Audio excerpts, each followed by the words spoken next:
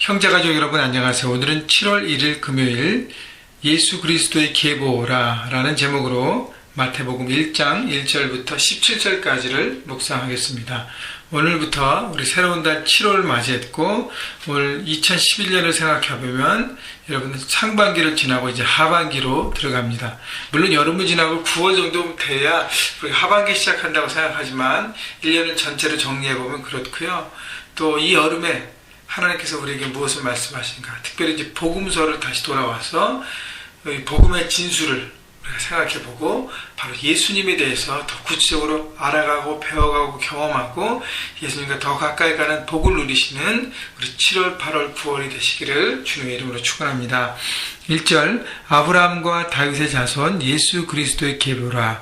자, 족보가 보통 나오면서 누가 누구를 낳고 하면서 여러분 많이 괴로워하는 사람들이 많은데 이 족보 안에 귀한 의미가 있기 때문에 마태는 이 족보를 마태복음 제 서두에 집어넣습니다. 보통 족보로 얘기할 때는 이런 혈통, 이런 뿌리 가운데 누가 나타났다는 것을 어떤 그 정통성을 우리에게 보여주는 것이 바로 족보입니다. 그런데 예수님의 족보의 시작은 아브라함이라는 것이에요. 아브라함. 여러분 그래서 2절에 보면 아브라함이 이삭을 낳고 이삭은 야곱을 낳고 야곱은 유다와 그 형제를 낳고 하면서 믿음의 조상 아브라함의 계보가 쭉 나오고 있습니다. 왜 아브라함인가? 여러분 아브라함은요 이스라엘의 민족의 시작이 바로 아브라함입니다. 하나님이 갈대우리에 살던 아브라함을 부르셔서 택하셔서 이 가나안 땅으로 오게 하시고 그곳에 정착하게 하면서 아브라함의 복을 주시고 아브라함의 후손들이 생겨나면서 이스라엘 민족을 이루어간 것입니다. 그래서 아브라함은 언약의 시작이에요. 언약 백성의 시작이에요. 하나님의 택함 받은 사람의 시작입니다. 복을 주셨고 복을 나누게 한 축복의 통로의 삶을 살기 시작한 것입니다. 자, 그래서 하나님의 택한 자 믿음의 조상 아브라함의 후손으로 예수님이 오셨다는 것은 예수님은 택함 받은 하나님의 사람이라는 것입니다. 또 얘기해보면 이스라엘 백성들이 메시아인 바로 예수님을 실제적으로는 거부하고 이렇게 했는데 예수님이 역사적인 사실 가운데 있고 족보에 또 그런 의미가 있고요. 아브라함의 후손이라는 것은 이스라엘 백성들이 가장 존경하는 인물이었던 아브라함의 직계를 통해서 오는 정통성을 예수님은 가졌다는 것이죠. 택함 받은 사람, 하나님의 택함 받은 사람, 바로 이 민족의 구원하기 위한 하나님의 메시아로 예수님께서 오셨다는 것을 말씀하고 있는 것입니다. 근데 이절에 보면 아브라함이 이삭을 낳고 이삭은 야곱을 낳고 야곱은 요셉을 낳고 요셉은 그의 형제를 이렇게 해야 되는데 야곱은 유다와 그 형제 유다가 계보를 이어가는 것을 보게 됩니다.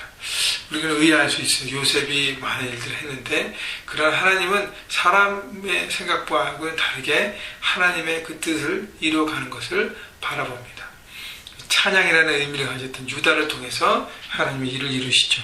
6절에 보면 이새는 다윗의 왕을 낳고 다윗은 우리아의 아내에게 솔로몬을 낳고 여러분 보세요. 6절에 이새는 다윗 왕을 낳으리니 그냥 다윗이라 그래도 돼요. 그러나 다윗 왕이라고 표현했습니다.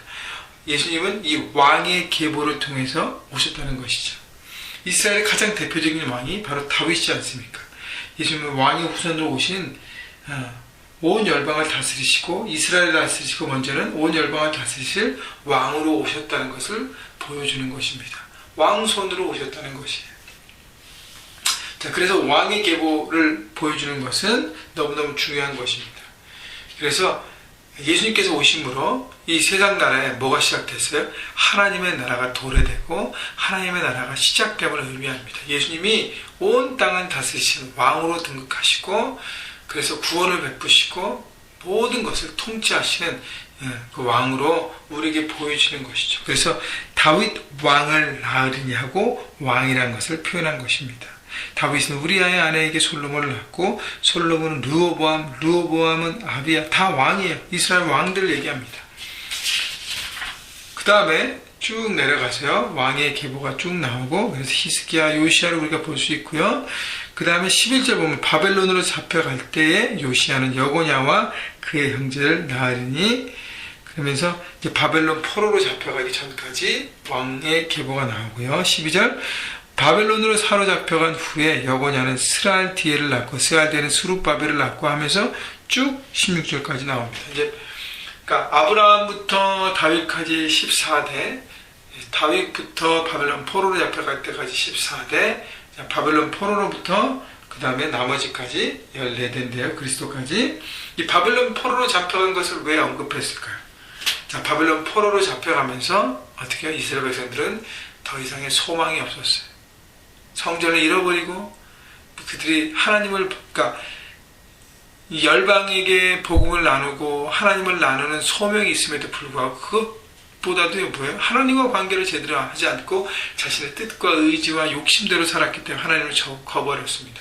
그래서 하나님께서 여러 가지 돌아오라 하는데 이스라엘이 거부했어요. 결국 하나님이 징계로 바벨론 포로로 잡혀가게 합니다. 그리고 다시 귀환하게 합니다. 70년 후에. 그 다음에 마지막 선지자 말라기를 통해서 이제는 흑암의 시대가 와요. 더 이상 400년 동안 선지자가 없습니다. 여러분, 흑암이 기쁠수록 뭐가 가까운 거예요? 새벽이 가까운 것입니다. 그때 누가 오셨어요? 바로 예수님이 400년 후에 오셨다는 것입니다. 그래서요, 이 바벨론 포로 내용은 흑암의 시간에 있는 이스라엘 백성들에게 빛으로 예수님은 오셨다는 것을 의미하고 있는 것입니다. 16절, 야곱은 마리아의 남편 요셉을 낳았으니 마리아에게서 그리스도라 칭하는 예수가 나시니라. 여러분, 하나님의 아들, 예수님이 하나님의 아들이신데 어떻게 해요? 사람의 아들로 오셨다는 것입니다. 그래서 모든 족보의 내용이 누구에게 포커스되어 있어요? 바로 예수님에게 포커스되어 있습니다. 하나님의 아들이 사람의 아들로 오셨어요. 그는 죄가 없으시지만 육신을 입으시고 인간들의 삶을 경험하시고 인간들의 죄를 보시고 그것을 위하여 소망 없음을 보시고 십자가를 결정하시고 십자가의 사명을 감당하십니다. 여러분, 십자가를 지시기 위해서 온 인류를 구원하기 위해서 예수님은 십자가를 통해서 인류를 구원하기 위해서 이 땅에 인간의 몸으로 오신 것입니다. 이것이야말로 바로 하나님의 특별한 사랑인 것입니다. 아들을 희생하기까지 우리 모든 사람들을 구원하기 위해.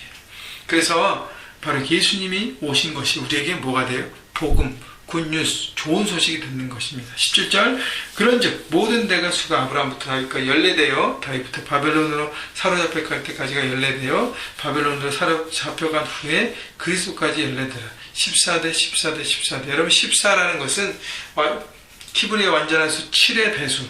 그래서 예수님의 족보는 완전한 것을 보여주고 있는 것입니다. 그래서 예수님이 정확한 때에 탄생하시고 이 땅에 오셨던 바로 예수님의 정통성을 우리에게 보여주는 것입니다. 여러분, 예수님은요, 역사적인 사실로 태어나시고 그 일을 감당하시고 메시아로 오신 것입니다. 그래서 예수님이 오시면 우리에게 뭐가 돼요? 축복이 되는 것이죠. 축복이 돼요. 그래서 예수님 오심으로 하나님 나라가 시작됐습니다. 그 하나님 나라가 확장되고 있습니다. 예수님이 다스리는 그 땅, 우리 모든 것, 우리 삶의 영역이 그분이 다스리는 것을 우리는 드러내야 할 것입니다. 여러분, 그래서 우리 교회가 선포하고 늘 기도하고 바라보는 그리스도의 계절을 꿈꾸는 실현하는 공동체는 바로 예수님이 이 땅에 오심으로 시작된 것입니다. 그리스도의 계절이 와야 되는 것이에요. 그래서 이 예수님, 우리의 왕으로 오신 예수님, 온 열방을 다스리는 왕으로 오신 그분 앞에 우리는 하나님의 종으로, 하나님의 우리 삶의 주인으로 모시면서 우리가 고백하고 무릎 꿇어야 하는 것이죠. 그래서 여러분, 바로 이 족보를 통해서 예수님의 정통성을 우리가 바라보고 여러분 믿음이 흔들리지 않았으면 좋겠습니다. 그리고 그 흔들리지 않는 그 믿음을 붙잡음을 통해서 이 예수님이 온 열방을 다스리시는 왕으로 오신 것처럼 여러분 삶 가운데 예수님을 왕으로 모시고요, 그분의 복음을 받아들이고요, 복음을 붙들고 한 손에 복음을 들고 한 손에 사랑을 들고 어떻게 해요? 삶의 현장 가운데 달려가셔서 그분의 사랑과 그분의 모든 생명의 복음을 나누는 하나님의 사람이 되십시오. 그렇게 살아가시기를, 그렇게 기뻐하시기를, 복음에 감사하시기를 주님의 이름으로 축원합니다.